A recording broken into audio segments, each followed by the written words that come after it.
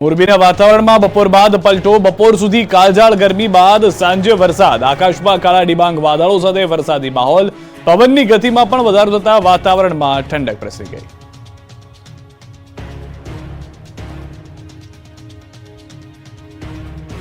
રાજકોટ સહિત સમગ્ર સૌરાષ્ટ્રભરમાં આગ ઝરતી ગરમી પડી રહી છે, ત્યારે ગોંડલ શહેરમાં તેમજ ગ્રામ્ય વિસ્તારમાં હવામાનમાં પલટો જોવા મળી રહ્યો છે. ગોંડલ પંથકમાં અસહ્ય ઉકળાટ અને બફારા વચ્ચે વાદળછાયું વાતાવરણ જોવા મળી રહ્યું છે. ગોંડલ પંથકમાં વરસાદ પડતા ઉનાળા પાક જેમ કે તલ, બાજરી, મગ, અડદ, મગફળી, ડુંગળી, ટેટી, તરબૂચ સહિતના પાકોને નુકસાન જવાની સંભાવના રહેલી છે. દ્રશ્યો આપ જોઈ રહ્યા છો, જાણે ચોમાસું હોય તે પ્રમાણેની પરિસ્થિતિ ગોંડલની અંદર જોવા મળી છે. એક તરફ અમરેલીમાં પણ વરસાદ થયો હતો અને હવે ગોંડલથી પણ સમાચાર કે જ્યાં આગળ વરસાદ જોવા મળી રહ્યો છે. આ તરફ અમરેલીના ખાંભાગીર વિસ્તારમાં વાતાવરણ પલટાઈ ગયું છે. ખાંભાગીરના ગ્રામ્ય વિસ્તારોમાં પણ વરસાદી માહોલ જામ્યો છે. ધારીગીર બાદ ખાંભાગીરમાં પણ વરસાદ શરૂ થઈ ગયો છે. તાતિયાણા, ભાણિયા સહિતના વિસ્તારોમાં માવઠું ત્રાટક્યું. ભર ઉનાળે કમોસમી વરસાદથી ખેડૂતોની ચિંતા વધી ગઈ છે, કારણ કે મોટા પ્રમાણમાં પાકને નુકસાન થઈ શકે છે. જે રીતના દ્રશ્યો આપ જોઈ રહ્યા છો, અનેક એવા વિસ્તારો છે કે જ્યાં આગળ ભારે વરસાદ જેવું પરિસ્થિતિનું નિર્માણ થયું છે. સતત જે વરસાદ વરસી જાય છે તેનાથી પાકને નુકસાનીની ભીતિ છે. ખાસ કરીને કેરીના પાકને નુકસાન જવાની હાલમાં ભીતિ સેવવામાં આવી રહી છે. કાળઝાળ ગરમી વચ્ચે અંબાલાલની અઘરી આગાહી. રાજ્ય પર તોળાતું માવઠાનું સંકટ. એપ્રિલ મેના હવામાનમાં આવશે મોટા બદલાવ. ભર ઉનાળે આકાશી આફતની આગાહી.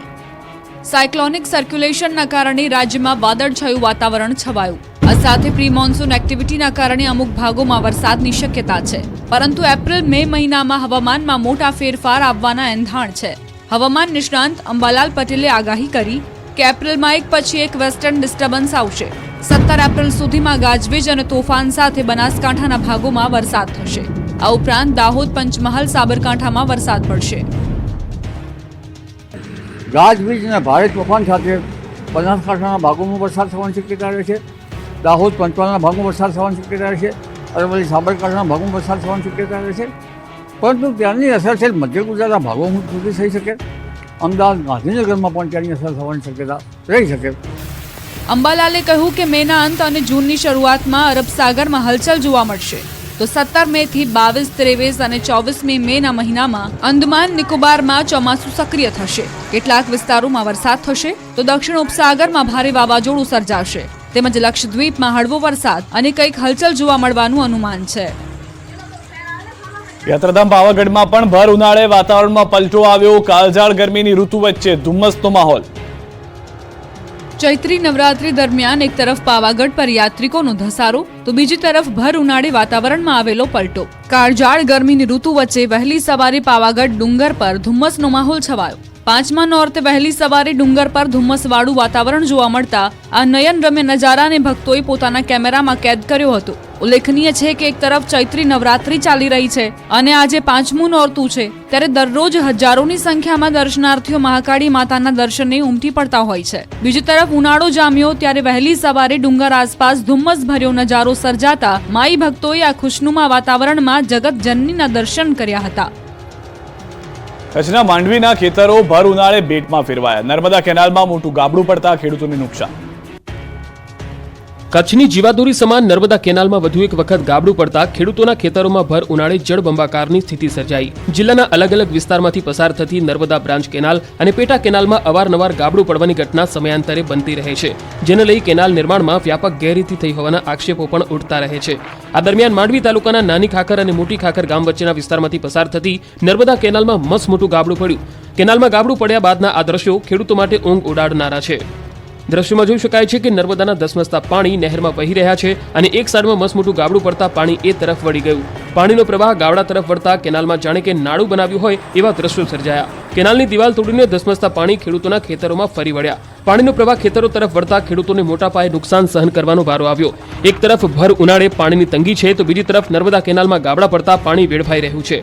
તંત્રની બેદરકારીને કારણે પુષ્કળ પ્રમાણમાં પાણીનો વ્યય થયો અને આ પાણીએ ખેડૂતોના ખેતરમાં પાયમાલી નોંધરી એ અલગ. આ તરફ શામળાજીના કાંઠા વિસ્તારમાં પાણીની તંગી. લોકોએ નદીમાં બેસી રામધૂન કરી પાણીની માંગ કરી.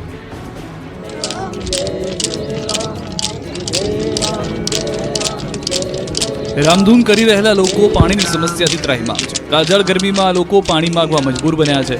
મેશ્વો ડેમમાંથી નદીમાં પાણી છોડવામાં આવે તેવી માંગ કાંઠા વિસ્તારના લોકો કરી રહ્યા છે. હજુ તો ઉનાળાનો માંડ પ્રારંભ થયો છે. ગરમીનો પારો ધીમે ધીમે 40 ડિગ્રીને પાર થવા માંડ્યો છે. તેવામાં શામળાજી મેશ્વો ડેમ નદી કાંઠાના ગામોમાં પાણીનો પોકાર ઉઠ્યો.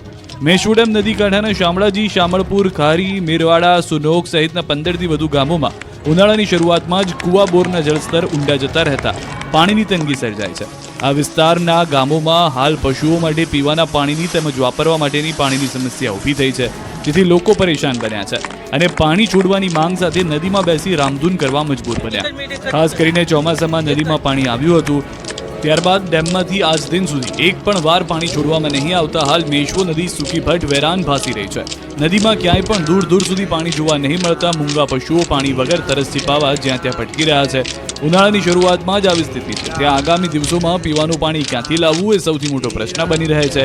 જો કે ખેડૂતો કહી રહ્યા છે કે આવા દિવસો આવે એ પહેલા મેશ્વો નદીમાંથી પાણી છોડવામાં આવે, જેથી કેટલાય ગામના લોકોને રાહત મળે. ઉનાળો આવતા જ તળાવ થઈ ગયા છે તળિયા ઝાટક. લુણાવાડા પંથકના લોકો ત્રાહિમામ. પ્રાથમિક સુવિધાઓ ન હોવાથી મહીસાગરના લુણાવાડા પંથકના સ્થાનિકો ધુઆપુઆ થયા. લુણાવાડાના ઉંદરા વિસ્તારના રહીશોમાં ભારે નારાજગી છવાઈ. ખાસ કરીને કાળઝાળ ગરમીના સમયમાં પાણીનો વિકટ પ્રશ્ન સર્જાય છે. તેમ છતાં તંત્રના બહેરા કાને આ લોકોની સમસ્યા અથડાતી નથી. વિરણિયા ગામે ઉનાળાના સમયમાં છેલ્લા 10 વર્ષથી લોકો પારાવાર મુશ્કેલીનો સામનો કરી રહ્યા છે. આખરે કંટાળીને લોકોએ આ વખતે ચૂંટણી બહિષ્કારનો નિર્ણય કર્યો.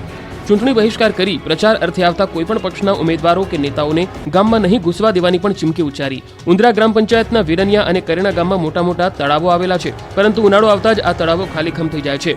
અંદાજિત 2000થી વધુ વસ્તી ધરાવતા ઉમરા ગામના દરેક ઘર પશુપાલન અને ખેતી પર નિર્ભર છે. ત્યારે ઉનાળાની શરૂઆતમાં જ આખું ગામ પાણી વગર વલખા મારી રહ્યું છે. છેલ્લા 10 વર્ષથી અહીંના લોકો આવી દારૂણ પરિસ્થિતિનો સામનો કરવા મજબૂર છે. ગામ લોકો દ્વારા અનેક વાર તળાવ ભરવા લેખિતમાં અને મૌખિકમાં રજૂઆત કરવામાં આવી, છતાં ઉંદરાના વિરણિયા અને કરેણાનું તળાવ ભરવામાં આવી રહ્યું નથી. જેથી રોષે ભરાયેલા ગ્રામજનોએ ચીમકી આપી કે સમસ્યાનું સમાધાન નહીં આવે તો ચૂંટણી બહિષ્કાર કરીશું. રાજ્યના મોટાભાગના વિસ્તારોમાં પાણીની પરેશાની છે, પરંતુ મોરબીવાસીઓને પાણીની ચિંતા નથી. ઉનાળાની ભીષણ ગરમીમાં ભલભલા ડેમ તળિયા ઝાટક થઈ જાય. ઉનાળાના અંતમાં તો પાણીની રીતસરની તંગી સર્જાય, પરંતુ મોરબીવાસીઓ હાલ પાણીની ચિંતામાંથી મુક્ત છે, કારણ કે મોરબીના લાખો લોકોનું જીવાદોરી સમાન મહાકાય મચ્છુ 2 ડેમ હાલ તેની કેપેસિટીથી 36% ભરેલો છે. કાળઝાળ ગરમી વચ્ચે શરૂ થઈ ચૂકેલી અત્યારની પરિસ્થિતિમાં આ ડેમમાં પૂરતું પાણી છે, જેથી હાલ પાણીની કોઈ અછત સર્જાશે એવું લાગતું નથી. આ તરફ સેક્શન ઓફિસરે જણાવ્યું કે મચ્છુ 2 ડેમમાં પાણીની કોઈ અછત થવાની નથી, કારણ કે ગત ચોમાસામાં વરસાદ સારો હોવાને કારણે ઉપરવાસમાંના જળાશયોએ મચ્છુ 2 છલકાવી દીધો હતો. હાલમાં મચ્છુ 2 ડેમમાંથી સિંચાઈનું પાણી આપવામાં આવતું નથી, કારણ કે ઉનાળામાં સિંચાઈ માટે પાણી આપવાનું હાલ કોઈ આયોજન નથી, જેથી હાલમાં માત્ર જળાશયમાંથી લોકોને પીવા માટે પાણી પૂરું પાડવામાં આવી રહ્યું છે. જ્યારે બીજી તરફ નર્મદાની મોરબી બ્રાન્ચ કેનાલમાંથી 300 ક્યુસેક જેટલી આવક મચ્છુ 2 ડેમમાં ચાલુ છે. બીજી બાજુ સૌની યોજના હેઠળ 290 ક્યુસેક પાણીની જ આવક છે. તેમ છતાં હજુ પણ મચ્છુ 2 ડેમમાં પાણીનો પૂરતો જથ્થો છે. મચ્છુ 2 ડેમ જળાશયના અધિકારીઓના જણાવ્યા મુજબ ઉનાળામાં મોરબીના લોકોને પાણીની ચિંતા કરવાની જરૂર નથી. આગામી દિવસોમાં પણ પૂરતા પ્રમાણમાં પાણી મળી રહેશે અને આગામી ચોમાસા સુધી પાણી નહીં ખૂટે એવો દાવો છે. ક્ષત્રિયોના વિરોધ વચ્ચે રૂપાલાનો જોરશોરથી પ્રચાર. ખુલ્લી જીપમાં પરસોત્તમ રૂપાલાનો ચૂંટણી પ્રચાર. રાજકોટમાં ભાજપના ઉમેદવાર પરસોત્તમ રૂપાલાએ જોરશોરથી પ્રચાર શરૂ કર્યો છે. ખુલ્લી જીપમાં પરસોત્તમ રૂપાલા પ્રચાર કરતા જોવા મળ્યા. શહેરના વોર્ડ નંબર 1માં ભાજપે રોડ શોનું આયોજન કર્યું હતું, જેમાં પરસોત્તમ રૂપાલાએ ખુલ્લી જીપમાં સવાર થઈને પ્રચાર કર્યો અને લોકોનું અભિવાદન ઝીલ્યું. પરસોત્તમ રૂપાલાએ રાજકોટમાં ગંગેશ્વર મહાદેવ તેમજ હનુમાન મઢી ચોક પાસેના હનુમાનજીના મંદિરે દર્શન કરી પોતાના ચૂંટણી પ્રચારનો પ્રારંભ કર્યો હતો. રૂપાલાએ આ પહેલા ગંગેશ્વર મહાદેવ મંદિરમાં મહાદેવના દર્શન કર્યા હતા, પછી ખુલ્લી જીપમાં પ્રચારમાં નીકળ્યા હતા. જીપમાં તેમની સાથે રાજ્યસભાના સાંસદ રામ મોકરિયા, ધારાસભ્ય દર્શિતાબેન શાહ, શહેર ભાજપ પ્રમુખ મુકેશ દોશી સહિતના આગેવાનો પણ સાથે હતા. શહેરના ગાંધીગ્રામ વિસ્તાર, ગૌતમનગર સહિતના વિસ્તારોમાં રૂપાલા પ્રચાર કરી રહ્યા છે. રૂપાલાએ 16 તારીખે રાજકોટ બેઠક પરથી ઉમેદવારી પત્રક ભરવાનું એલાન કર્યું છે. ચૂંટણી પહેલા ઉમેદવારોએ પ્રચારના ગિયર બદલ્યા છે. ઉમેદવારો હવે ગામડાઓ પણ ખૂંદી રહ્યા છે. પોરબંદર લોકસભાના ભાજપના ઉમેદવાર મનસુખ માંડવિયા જૂનાગઢ જિલ્લાના કેશોદના ગામડામાં પ્રચાર માટે પહોંચ્યા. ગ્રામજનોએ માંડવિયાનું જોરદાર સ્વાગત કર્યું. જૂનાગઢ જિલ્લાનું કેશોદ વિધાનસભા પોરબંદર લોકસભા હેઠળ આવે છે. મનસુખ માંડવિયા સાથે સાંસદ રમેશ ધડુક, કેશોદના ધારાસભ્ય તેમજ પૂર્વ મંત્રી દેવાભાઈ માલમ તેમજ મોટી સંખ્યામાં ગ્રામજનો જોડાયા હતા. પ્રચાર દરમિયાન ભાજપને સૌથી વધુ લીડ મળશે તેવો આશાવાદ વ્યક્ત કર્યો હતો. આ તરફ વલસાડ બેઠક પર ભાજપ કોંગ્રેસના ઉમેદવારોનો પ્રચાર ચાલી રહ્યો છે. બંને પક્ષો દ્વારા મતદારોને રીઝવવા માટેના અવનવા પ્રયાસો કરવામાં આવ્યા. પ્રચારની સાથે આ મત વિસ્તારના વિવિધ સામાજિક સંગઠનો પણ જે તે રાજકીય પક્ષોના સમર્થનમાં આવી રહ્યા છે. એવા સમયે આદિવાસી સેના નામના એક આદિવાસી સંગઠને વલસાડ બેઠક પર ભાજપને સમર્થન જાહેર કર્યું. આદિવાસી સેનાના રાષ્ટ્રીય પ્રમુખ ડોક્ટર પંકજ પટેલની આગેવાનીમાં સંગઠનના હોદ્દેદારની વલસાડમાં બેઠક મળી. બેઠકના અંતે સંગઠન દ્વારા આ વખતની ચૂંટણીમાં ભાજપના ઉમેદવાર ધવલ પટેલને સમર્થન જાહેર કર્યું. નવસારી જિલ્લામાં ભાજપે ચૂંટણીની તૈયારીઓ પૂરજોશમાં કરી. યુવા મતદાર સુધી પહોંચવા ભાજપ બૂથ લેવલે કામ કરી રહ્યું છે. યુવા મોરચાના પ્રદેશ અધ્યક્ષ ડોક્ટર પ્રશાંત કોરાટે નવસારી જિલ્લાની મુલાકાત લીધી અને વિસ્તારના યુવા મોરચાના કાર્યકર્તાઓ સાથે બેઠક કરી.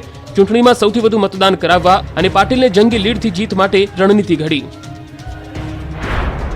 બનાસકાંઠા લોકસભા બેઠક પર ભાજપ ઉમેદવાર રેખાબેન ચૌધરી જોરશોરથી પ્રચાર કરી રહ્યા છે. ગામડાઓમાં રેખાબેનને લોકોનો સારો પ્રતિસાદ મળી રહ્યો છે. રેખાબેનની પ્રચાર યાત્રા જ્યારે વાવ તાલુકાના માળકા ગામમાં પહોંચી તો ગ્રામજનોએ અનોખો આવકાર આપ્યો. ભૂદેવોએ સંસ્કૃતમાં મંત્રોચ્ચાર કરી રેખાબેનને આશીર્વાદ આપ્યા. આ દરમિયાન મંત્રોચ્ચારથી વાતાવરણ ધાર્મિક અને ઉર્જામય બની ગયું.